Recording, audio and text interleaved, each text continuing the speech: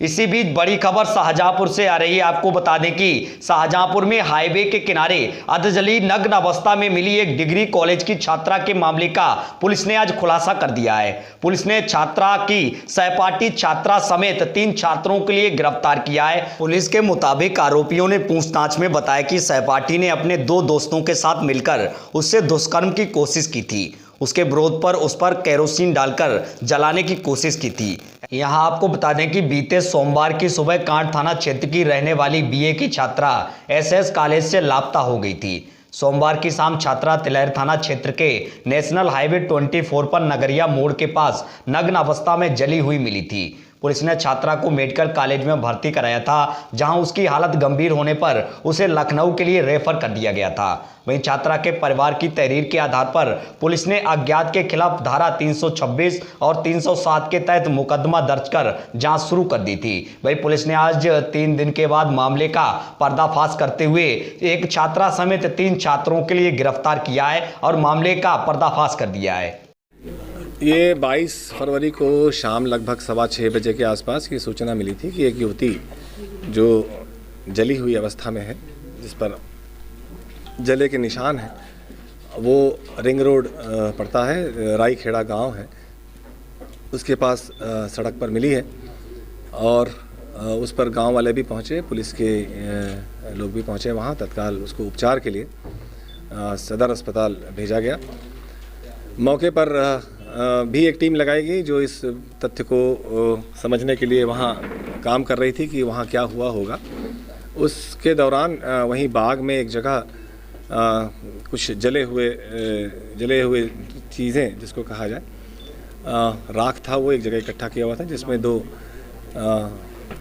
Footwear दिख रहा था, वो जला हुआ, और माचिस की 2 तीलियाँ जली हुई थी, डिब्बे थे, और शराब की एक शीशी थोड़ी दूर पे पड़ी हुई थी, 4 गिलास थे और कुछ दूरी पर नमकीन इत्यादि था।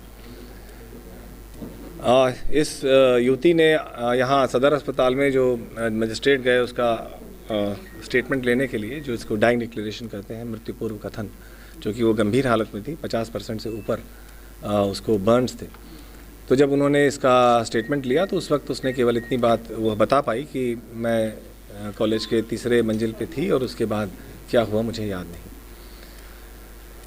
लेकिन उसके बेहतर उपचार के लिए हम लोगों ने ये प्रयास किया कि पहले उसका उपचार बढ़िया हो, उसके बाद बातचीत हो सकती है। बातचीत वो कर रही है लड़की।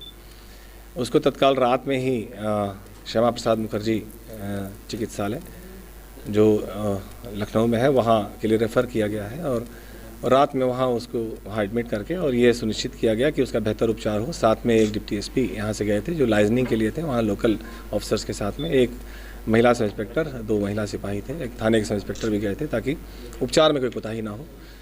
23 तारीख को as a matter of routine वहाँ भी उसका स्टेटमेंट रिकॉर्ड किया गया वहाँ मजिस्ट्रेट द्वारा।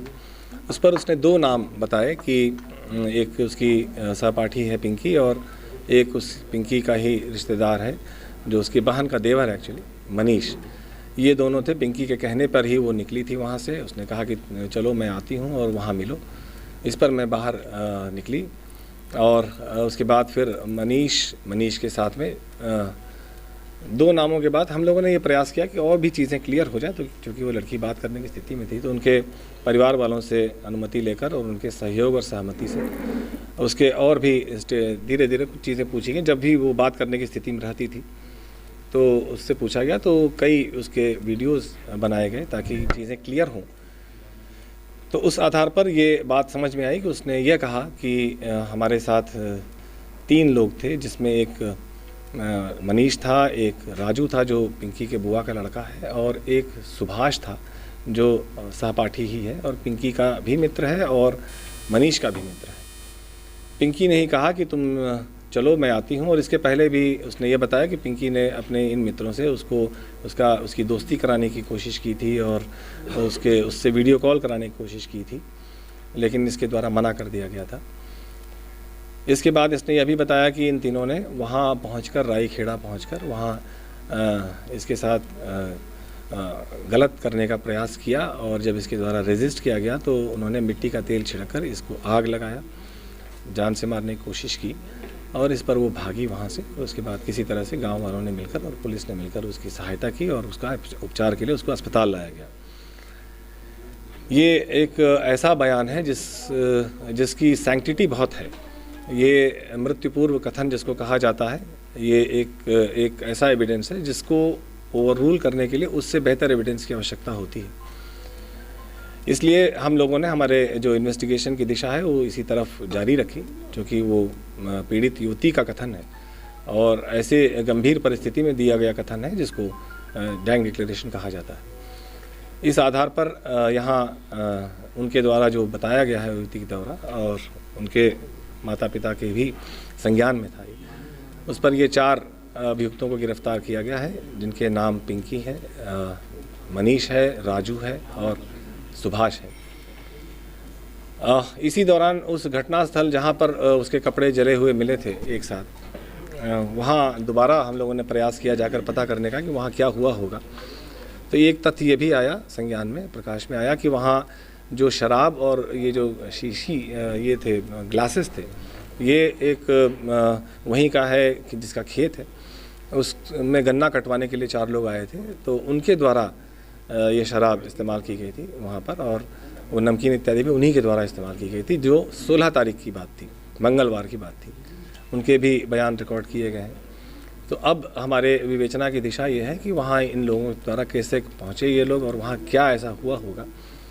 युवती अभी भी होश में है और बात कर रही है, तो इन चीज़ों को भी हम लोग धीरे धीरे इनके और कोई बात अगर वो बताती है तो उसको भी हम लोग विवेचना में सम्मिलित करेंगे।